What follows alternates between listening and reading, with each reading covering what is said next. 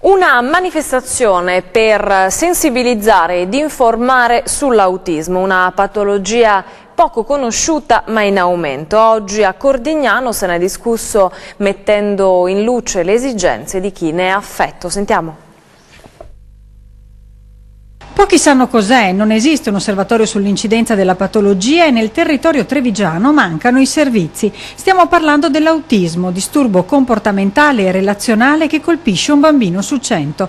Ai soggetti autistici servono diagnosi accurate, educatori preparati e strutture che li possano accogliere. Per questo le famiglie hanno costituito una fondazione privata che sta cercando di dare loro risposte. Esistono naturalmente dei servizi, però sono ritenuti dalle famiglie assolutamente insufficienti, anche perché la patologia sta fortemente aumentando e quindi c'è un grande bisogno di risposte al dramma che questa malattia psicologica crea all'interno dei nuclei familiari. Due gli obiettivi della Fondazione, il primo sul piano formativo attraverso un accordo con l'Università Ca' Foscari di Venezia per la specializzazione di psicologi e di insegnanti ed il secondo la realizzazione di un centro di sollievo per le famiglie. In modo da dare alle famiglie che sono, ripeto, fortemente penalizzate nella loro vita quotidiana, nella loro relazione anche con fratelli, con altri congiunti, dar modo loro almeno una volta al mese, per esempio, di godersi un fine settimana di libertà dedicandosi anche agli altri figli o alle loro cose familiari. E oggi con l'Associazione Nazionale Genitori Soggetti Autistici di autismo si è parlato a Cordignano, dove l'amministrazione si sta dimostrando particolarmente sensibile.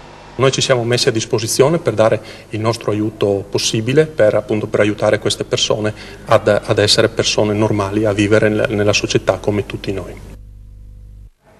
Conoscere gli animali dal vivo, allevarli e coccolarli ogni giorno, questo è quello che possono fare i piccoli scolari dell'IPA Papiani di